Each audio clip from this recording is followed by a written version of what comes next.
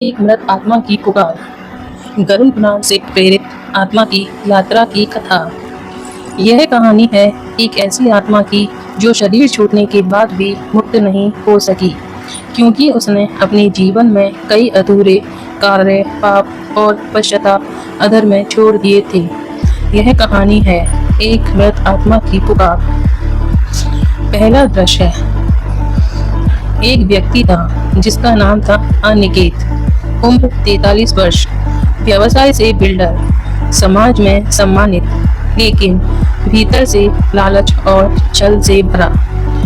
एक रात अचानक कार एक्सीडेंट में अनिकेत की मृत्यु हो गई। उसका शरीर वहीं सड़क पर पड़ा रहा, लेकिन आत्मा नहीं। अनिकेत आश्चर्य में, मैं मर गया? नहीं, ये कैसे हो गया? मेरी बेटी की शादी बाकी है, मेरा फ्लैट प्रोजेक्ट अधूरा है। तभी वह देखता है कि लोग उसकी लाश के इर्द गिर्द भीड़ लगा रहे हैं, लेकिन कोई उसकी आत्मा को नहीं देख रहा। दूसरा दृश्य। भटकती आत्मा। अब उसे लगने लगा कि वह कहीं फंस गया है। हर दिन सुबह होती रात होती, लेकिन उसके लिए समय ठहर गया था। घर गया तो देखा पत्नी सो रही है, बेटे ने भी फोन भी नहीं उठाया, और जिस बिजनेस पार्टनर पर सबसे ज्यादा भरोसा था, उसने उसके मरने के अगले दिन ही संपत्ति हथियाने की तैयारी शुरू कर दी। अनिकेत चिल्लाते हुए स्वर में, मैं यहाँ हूँ, मैं मर चुका हूँ, पर सुनो मेरी पुकार। मुझे मोक्ष नहीं मिला, पर कोई सुन नहीं पाया। तीसरा दृश्य। प्रेत योनि की पीड़ा। 7 दिन बीत गए, 13 दिन भी, 21 दिन भी। कोई ठीक से पिंडदान, श्राद्ध या गरुड़ पाठ नहीं करवा रहा था। अब वह आत्मा धीरे धीरे प्रेत योनि में बदलने लगी। आंखें लाल, स्मृति टूटती, क्रोध और ग्लानि एक साथ।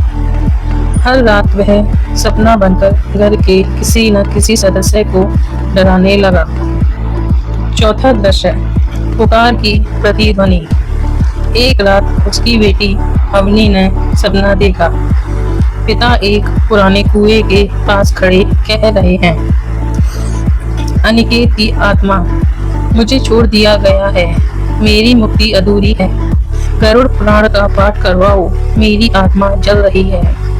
अवनी जाग गई, रोती रही और अगले दिन पंडित को बुलवाकर गरुड़ पुराण का श्रवण प्रारंभ करवाया। पांचवा दृश्य। मुक्ति की ओर। जैसे जैसे गरुड़ पुराण का पाठ हुआ, जैसे जैसे पिंडदान विधि से किया गया, अनिकेत की आत्मा के चारों ओर एक सुनहरा प्रकाश फैलने लगा। तभी यमदूत नहीं बल्कि देवदूत आए। देवदूत कहने लगे, तुम्हें अब दूसरा जन्म मिलेगा, एक साधारण जीवन, पर इस बार तुम्हारे पास आत्मज्ञान प्राप्त करने का अवसर होगा।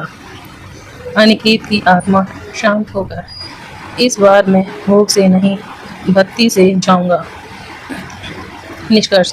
एक मृत आत्मा की पुकार हमें सिखाती है कि मृत्यु के बाद केवल शरीर नहीं जाता, आत्मा का भार, जैसे कर्म, पाप, मोह भी साथ जाते हैं। बिना धार्मिक विधियों और आत्मचिंतन के आत्मा भटक सकती है। गरुड़ पुराण केवल ग्रंथ नहीं, मुक्ति की चाबी है। इससे हमें यह शिक्षा मिलती है कि अपने जीवन को अधूरा मत छोड़ो, अपने कर्मों का हिसाब रोज खुद से मांगो।